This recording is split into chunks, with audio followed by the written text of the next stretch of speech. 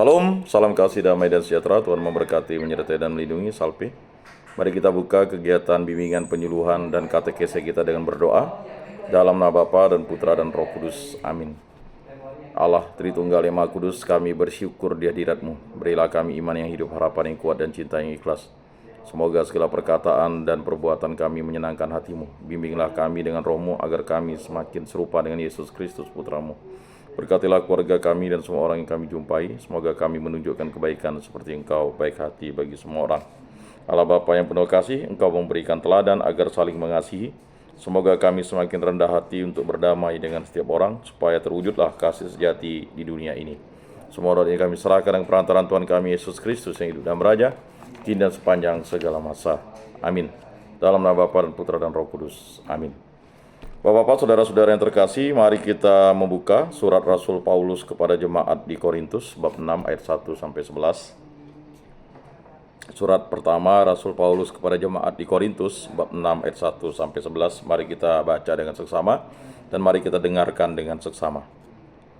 Saudara-saudara, jika di antara kalian ada perselisihan, apakah salah satu pihak sampai hati mencari keadilan pada orang-orang yang tidak benar dan bukan pada orang-orang kudus?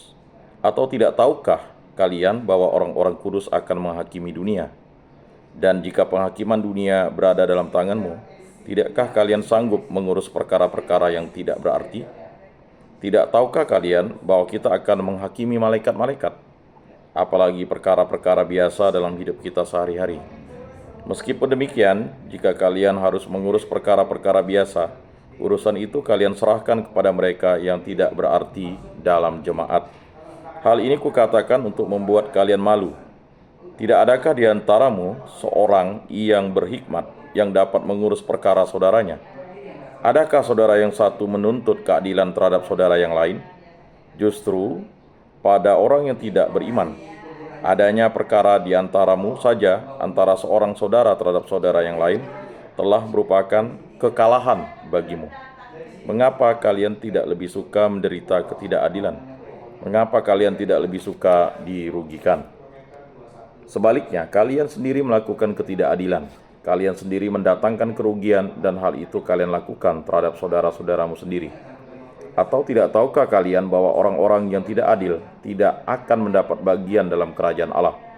Janganlah sesat. Orang cabul, penyembah berhala, orang berzina, banci, orang pemburit, pencuri, orang kikir, pemabuk, pemfitnah, dan penipu tidak akan mendapatkan bagian dalam kerajaan Allah. Dan beberapa orang di antara kalian dahulu demikianlah adanya, tetapi kalian telah memberi dirimu disucikan. Kalian telah dikuduskan, kalian telah dibenarkan dalam nama Tuhan Yesus Kristus dan dalam roh Allah kita. Demikianlah sabda Tuhan. Syukur kepada Allah. Mari kita lanjutkan dengan Mazmur 149 ayat 1 sampai 2, ayat 3 sampai 4, ayat 5 sampai 6a dan ayat 9b. Tuhan berkenan kepada umat-Nya, nyanyikanlah bagi Tuhan lagu yang baru.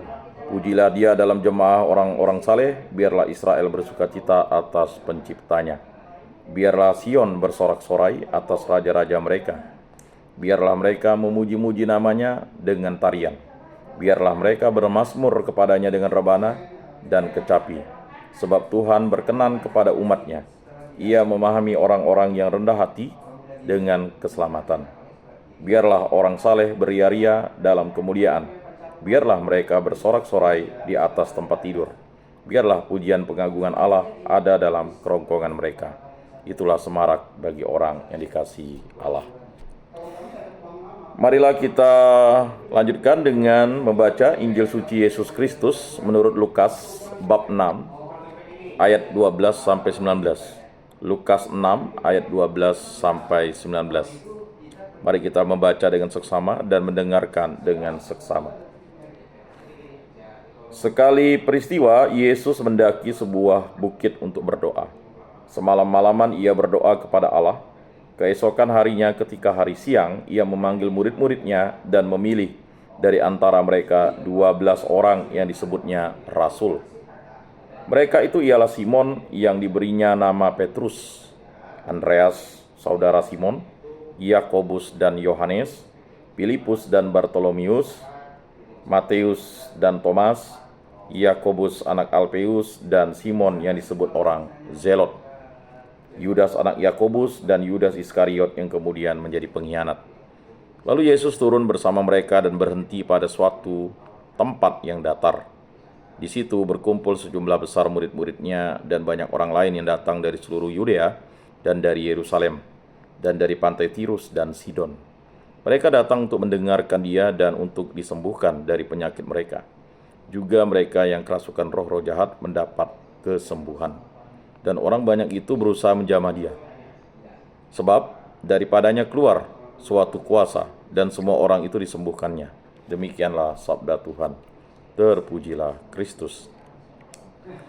Bapak-bapak, saudara-saudara yang terkasih dalam Yesus Kristus, mari kita dalami 3 bacaan yang sudah kita baca dengan seksama, ya. Surat Rasul pertama, Rasul Paulus kepada jemaat di Korintus bab 6 ayat 1 sampai 11. Dalam nas ini Paulus menegur jemaat Korintus karena mereka membawa sengketa di antara sesama anggota jemaat ke pengadilan duniawi. Yang berarti mereka meminta orang-orang yang tidak percaya untuk mengadili mereka. Ia mengajak mereka untuk menyelesaikan persoalan di antara mereka sendiri dengan dasar iman dan kebijaksanaan sebagai orang yang telah disucikan dan dikuduskan dalam Kristus. Ini adalah peringatan Paulus bagi kita orang beriman. Jika ada sengketa iman, itu bukan diselesaikan kepada orang yang tidak beriman, karena orang yang tidak beriman itu tidak tahu sengketa iman kita mengenai keyakinan, mengenai macam hal. Kalau itu dibawa ke pengadilan yang bukan pengadilan orang beriman, maka tidak akan mendapat solusi. Maka Paulus mengingatkan itu. Renungan surat Rasul pertama Rasul Paulus kepada jemaat di Korintus bab 6 ayat 1 sampai 11. Ini mengajak kita untuk merenungkan kehidupan rohani yang penuh integritas dan tanggung jawab sebagai anggota jemaat Kristus. Dalam surat ini Rasul Paulus memberikan teguran kepada jemaat di Korintus yang membawa perselisihan internal mereka ke pengadilan duniawi. Sebuah tindakan yang ia pandang tidak sejalan dengan prinsip hidup Kristen.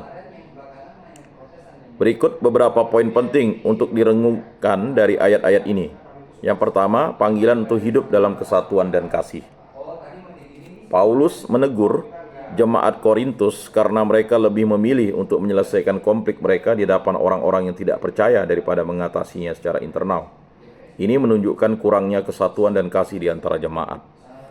Bapak-bapak, saudara-saudara yang terkasih dalam Yesus Kristus, jika ada persoalan atau perkara dalam gereja ini, sebaiknya memang tidak membawa orang yang bukan pengikut Kristus. Akibatnya nanti apa? Konfliknya malah berbeda. Dan ini persoalan-persoalan yang memang diingatkan oleh Rasul Paulus. Karena kalau misalnya ada sengketa, misalnya sengketa lahan untuk gereja, dibawalah ke pengadilan. Akibatnya apa? Justru pengadilan itu akan memutuskan secara hukum.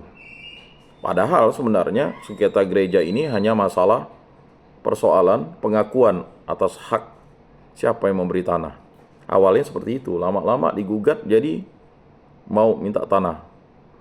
Dan ironis, waktu saya dulu bekerja di suatu daerah itu ada gereja digembok gara-gara dia tidak lagi dipilih menjadi ketua umat. Akhirnya imam itu melakukan misa di rumah ketua umat yang baru. Padahal ada gereja di situ. Nah, ini terjadi. Itu sering terjadi. Ya, ada rumah ibadat dijual karena ya tidak menjadi lagi pengurusnya atau menjadi apalah di situ. Dan ini terjadi. Nah, jadi sebagai orang Kristen kita dipanggil untuk hidup dalam kasih dan perdamaian dengan sesama anggota jemaat. Ketika konflik atau perbedaan pendapat muncul, kita harus berusaha untuk menyelesaikannya dengan kasih dan kebijaksanaan Kristiani, tanpa mengandalkan sistem duniawi yang mungkin tidak memahami nilai-nilai Injil. Apakah kita lebih mengutamakan kedamaian dan persaudaraan daripada menangkan argumen atau menuntut hak pribadi? Nah, itu renungan yang kita harus jadikan landasan. Yang kedua, kepemimpinan dalam pengadilan rohani. Paulus mengingatkan jemaat bahwa orang-orang kudus akan menghakimi dunia dan bahkan malaikat. Ini luar biasa. Paulus mengingatkan kita kalau kita kudus atau orang-orang kudus ya, itu akan menghakimi dunia dan bahkan malaikat. Yang artinya mereka dipanggil untuk memiliki hikmat dan kebijaksanaan yang lebih tinggi dalam memutuskan perkara. Jemaat Korintus seharusnya mampu menyelesaikan perselisihan kecil di antara mereka. Ya. Sebagai orang percaya, kita diberi tanggung jawab untuk hidup dengan hikmat dan integritas. Kita dipanggil untuk menyelesaikan konflik dengan prinsip-prinsip kerajaan Allah, seperti keadilan, kasih, dan pengampunan. Apakah kita sering mengabaikan panggilan ini dan lebih memilih penyelesaian yang mudah tetapi tidak mencerminkan nilai-nilai kekristenan? Ya, ini menjadi suatu perenungan bagi kita. Yang ketiga, mengutamakan kedamaian daripada kepentingan pribadi. Paulus bahkan mengajak mereka untuk merenungkan bahwa lebih baik menderita ketidakadilan daripada membawa saudara seiman ke pengadilan. Bagi Paulus, persatuan dan perdamaian dalam jemaat lebih penting daripada hak-hak pribadi. Terkadang kita terlalu berfokus pada hak kita sendiri sehingga melupakan pentingnya persatuan dalam komunitas. Paulus mengingatkan kita bahwa sebagai pengikut Kristus kita dipanggil untuk bersikap rela berkorban demi kebaikan bersama, termasuk mengalahkan ego kita. Apakah kita lebih sering mengedepankan kepentingan pribadi, ataukah kita siap untuk memprioritaskan kedamaian dan persaudaraan dalam Kristus? Keempat, pengingat akan hidup yang kudus. Dalam ayat 9-10, Paulus memberikan peringatan keras bahwa orang-orang yang tidak hidup dalam kebenaran, seperti pencuri, penipu, orang cabul, pemabuk, tidak akan mendapat bagian dalam kerajaan Allah. Ini adalah peringatan tentang pentingnya hidup dalam kekudusan dan menjauhi dosa. Kita semua pernah hidup dalam dosa sebelum mengenal Kristus, tetapi melalui pengudusan oleh Roh Kudus, kita dipanggil untuk meninggalkan kehidupan dosa dan hidup dalam kekudusan. Bagaimana cara kita menjaga kekudusan dalam kehidupan sehari-hari? Apakah kita berusaha untuk terus-menerus menghindari godaan duniawi dan dosa? Kemudian yang kelima, pembaharuan oleh Kristus. Ayat 11 membawa harapan yang besar. Meskipun beberapa anggota jemaat Kristus pernah hidup dalam dosa, mereka telah disucikan, dikuduskan, dan dibenarkan dalam nama Yesus Kristus dan oleh Roh Allah. Dan ini nyata-nyata kepada Rasul Paulus yang memang dia adalah pembenci Kristus. Bahkan bukan hanya membenci Kristus, mereka menganiaya jemaat Kristus, menganiaya jemaat jalan Tuhan.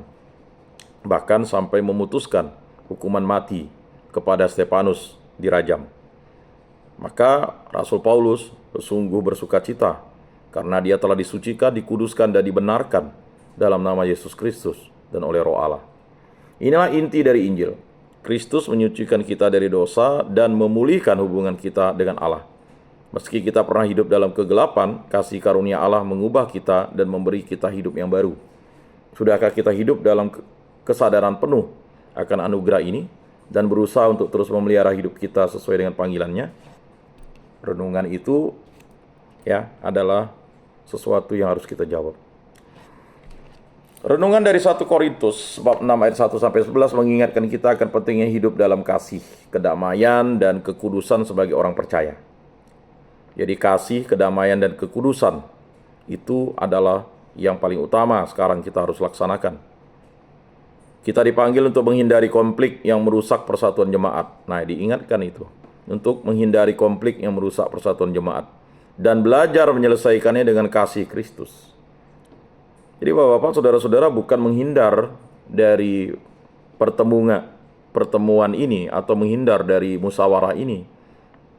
Tetapi harus menghindari konflik dan menyelesaikannya. Kita juga diingatkan akan pengudusan yang telah kita terima melalui Kristus yang memanggil kita untuk hidup dalam kekudusan dan menjauhi dosa.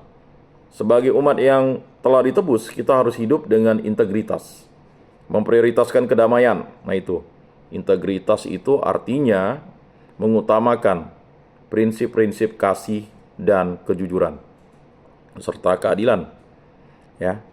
Lalu memprioritaskan kedamaian itu harus kita laksanakan sebagai anak-anak damai dan berusaha untuk menjadi saksi kasih Kristus dalam setiap aspek kehidupan kita.